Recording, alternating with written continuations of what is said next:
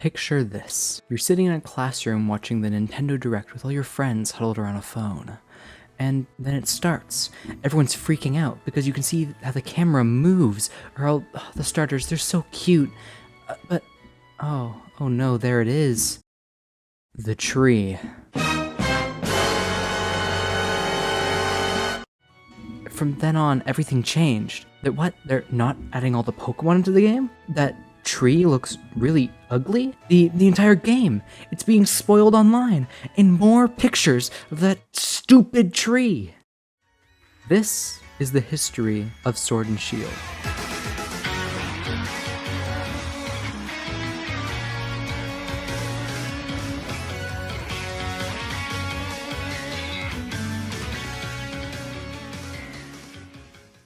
Most people will remember it as the game all those YouTubers made a career off of hating thoroughly, but I guess it's just lucky, because I think without that controversy, this is quite possibly one of the most forgettable mainline Pokemon games ever made, because, surprise surprise, the widely panned Pokemon game isn't very good.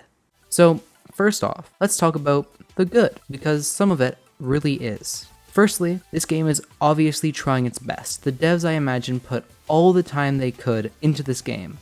The time constraints were really hard. And you can tell, because the stuff that the Pokemon Company needs for everything, like the Pokemon designs, are really good. A lot of effort's put into them, and you can really tell. Like most games, almost all the Pokemon look amazing. Other than that,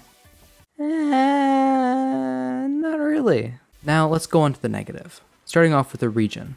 There's a really good video by Internet Pit Stop that covers the Pokemon region design, and I totally agree with all the stuff he has to say with Sword and Shield. In fact, I agree with most of the stuff he says. It's a really good video. Sword and Shield's region of Galar is quite possibly the emptiest region of all time. All the routes are practically straight lines to the next town, which is such a shame because a lot of the routes have a ton of cute Pokemon out in the wild doing things.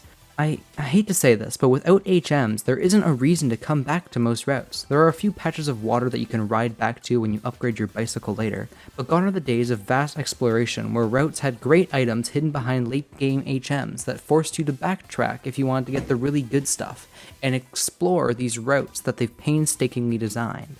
And the city and the towns go hand in hand with the routes.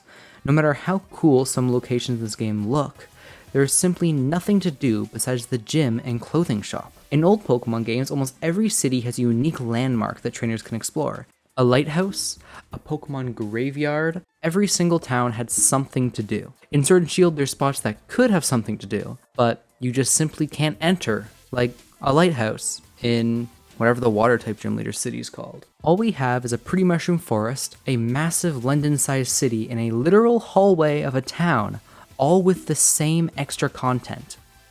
None. Now that this is over, we can talk about the wild area. The wild area is quite possibly the most disappointing and also the most hyped up part of this game. Every trailer showed the same 3 shots of the wild area, explaining how vast it is in diversity. You see the Tyranitar walking through the sand, a Gyarados in the water, and a cute something or other, probably a Nickit in the grass. That's true, you do see all those. The trailers kind of lie to you, because when you get into the wild area, it's just a big open map filled with schizophrenic weather and harshly transitioning biomes, clearly just plopped next to each other. This wild area takes up most of the game, so you keep coming back to it to do essentially the same thing. A few raids, or, a lot of raids and over-leveling your Pokemon, and then you just move on to the next area. It's very unbalanced because either you do nothing in there and now you're underleveled, or you do way too much and you sweep through the rest of the game. The raid battles are a really cool touch, however if you don't have a Nintendo Switch Online account, or anyone in real life to play with, the AI opponents make some late game battles impossible. This area is nice, as it's easy to catch a bunch of rare unique Pokemon, but getting really rare ones like Dreepy or Mr. Rhyme are just in raid battles. There's not a fancy place to find them. The wild area loves to taunt you. You see a tower in the corner or ruins you can explore and wonder, what's unique? What can you find here? Just to find out, no, you can't explore them. They're a static 3D model just imported for visuals.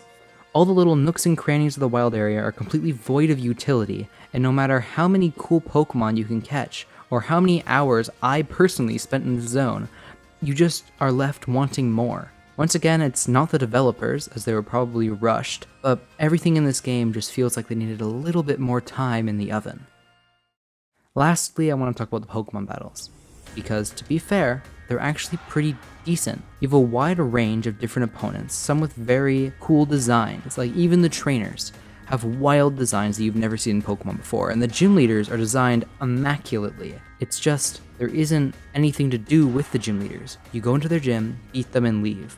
In previous games, most gym leaders have a little bit of personality in like a side quest, or a place they went to. They have to meet up with them to learn a little bit about this person before you fight them.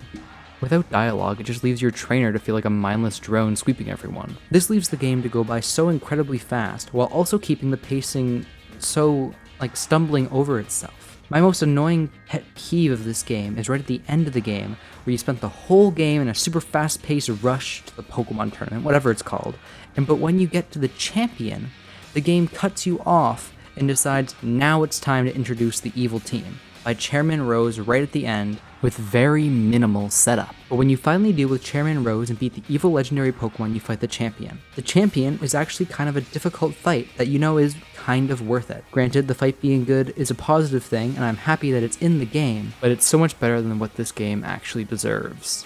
However, it's not all doom and gloom, as there's DLC for this game, which actually makes the game almost worth it. However, you have to spend essentially double the price to make Sword and Shield a worth it game. I think the DLCs do kind of save the game. Let's start off with the Isle of Armor. It was the first DLC and it kind of feels like it. The world is open and nice, and there are a few good battles. And the main story revolves around you getting a cute little Pokemon named Kubfu who travels around with you as you take on one of two towers in order to evolve it and make it a permanent partner on your team.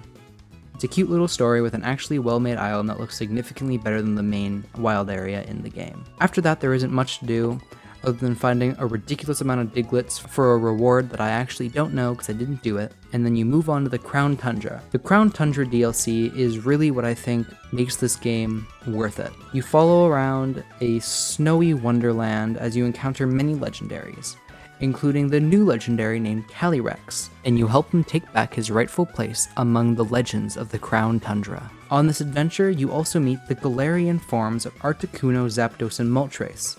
And Game Freak does it. They actually perfect the roaming Pokemon feature set up all the way back in Generation 3. There's a couple other things you can do, like Dynamax Adventures, which is you and a bunch of your friends going into a little cave to go on a rented Pokemon adventure to find a couple legendaries with boosted shiny odds.